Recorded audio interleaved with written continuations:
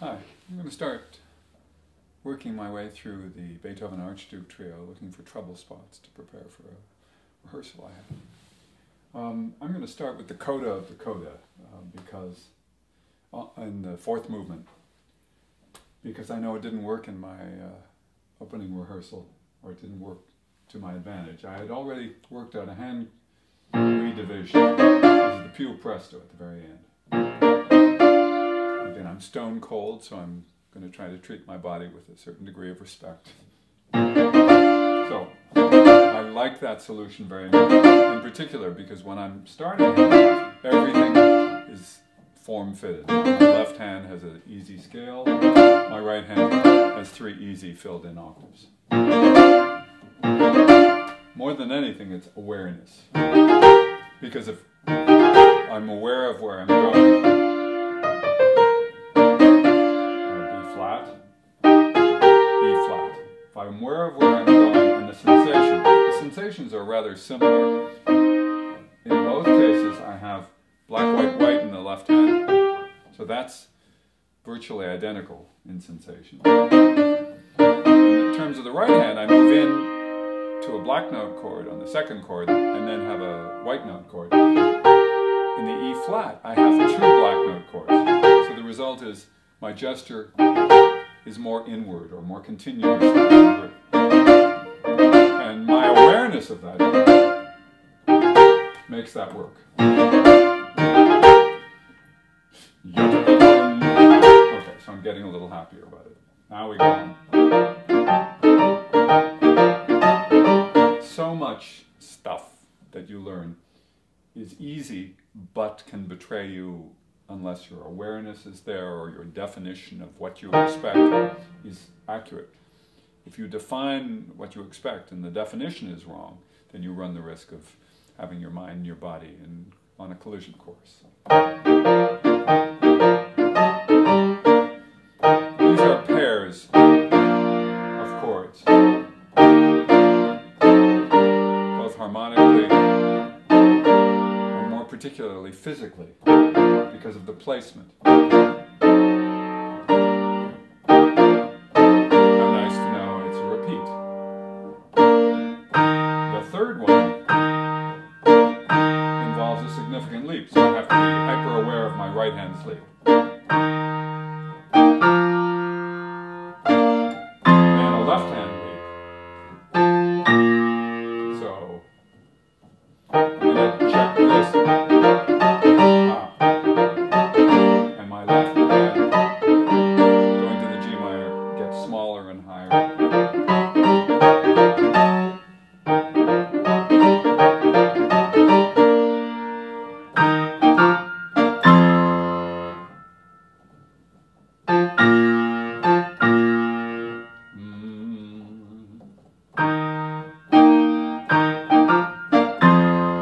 Look to my left, or at the very least feel that. Can't hurt to look. If your choreography is good, you may not need to, but why take the chance? Again, very often, rather than looking to the bottom of my hand, I find it really useful to just look to where my thumb is and feel the octave. I'll often practice the octave and then play it as if it were an octave, concentrate on my thumb, and have my 5th finger feel the strength of the hand structure supporting it. So it's both stronger and more accurate at the same time. In turn, if I'm going to be concentrating on my left hand, I have to know how to trust my right hand. And this outward gesture seems to work the relationship of the thumb here to this chord. Okay, so I have a process there. Now rather than worry about the fact my left hand is going to start moving up, I'm on the 5th finger here. It makes perfect sense to go 1, 3 and just finish off the groove. So.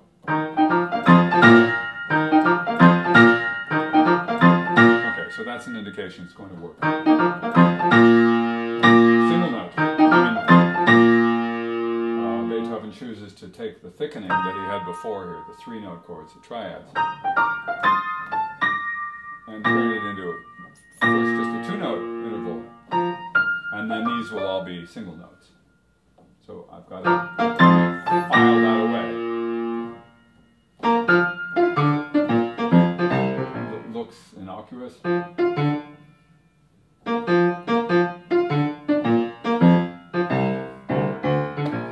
These intervals are all subtly different. A tenth between white and white, tenth between black and white and black, an 11th between black and white. So I can't take it for granted.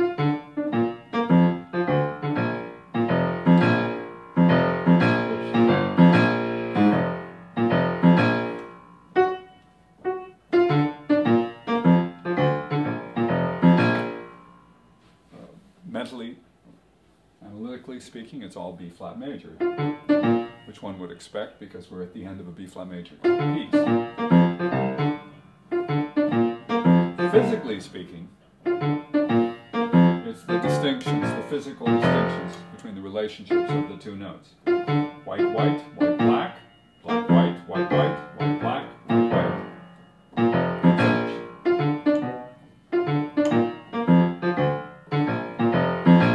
Notice something interesting. When I concentrate too hard on the second note and start looking at it, it distracts me. If I just look at my thumbs and become aware of what I expect from my body, the accuracy goes up. Whoops. This one is kind of reassuring. When I have the black note there, especially on the second note, the inward gesture is simpler.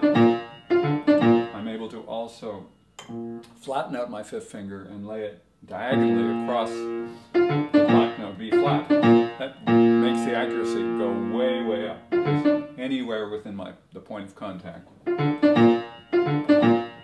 going to get the right note, especially because there's white space or empty space in front of the B flat. This is a little trickier because I have to reverse direction. On the other hand, I'm noticing if I pair these two together, I'm almost pivoting. My second finger is jammed up against the C sharp. So it acts, even though I'm not playing it, let me do this. It acts as a pivot point for my hand. So it helps me to gauge where the F to D is. How about that? And then of course this one I like, that's my favorite, and then it finishes easily. So I'm going to pair this with this. This starts, this is the easy one, whoops, these two, and the big one. So here and then, tending to worry about this 11th, it's both big and goes to a white note.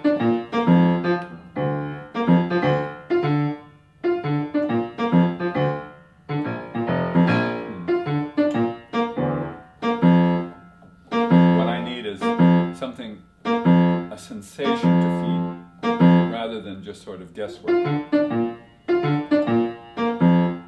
So a little bit of more awareness of the edge of this F sharp that my fifth finger feels. In other words, where the black notes run out, it's going to tell me exactly where the F is. If I just go to a bunch of white notes, there's an indeterminate quality to the gesture.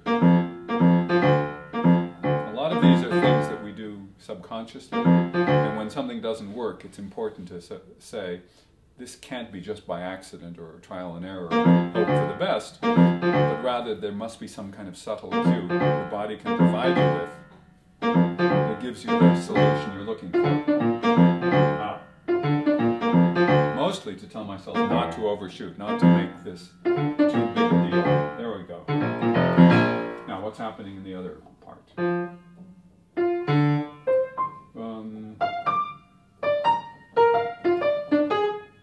Okay, so there are no octaves involved here.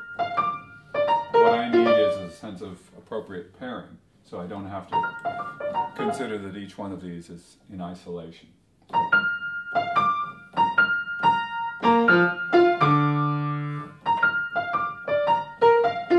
Well, 2 to 5 on a black to white comfortable interval is always great. It's the way the keyboard was designed for the human hand. People don't always realize the human hand didn't come after the keyboard, but that's the way it goes. So, solid chords are a really easy way of determining whether you're using an appropriate kind of gesture.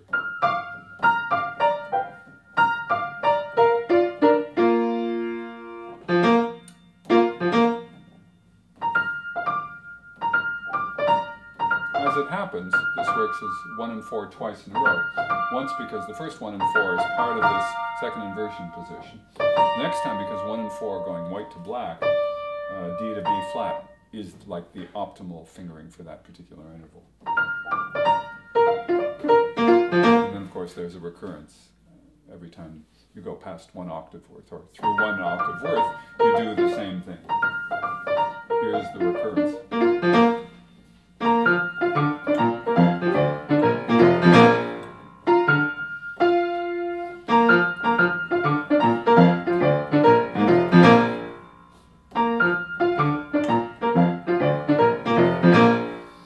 There's going to be a certain point, I can feel it, down near the bottom where it's as if I feel I'm home free. I've reached the point where everything is good. And the point is to back up that sweet spot, that point of full confidence, as far as you can, so you feel at the top, you're not worried about what's going to happen on the bottom. So, starts to work. Just a little taste.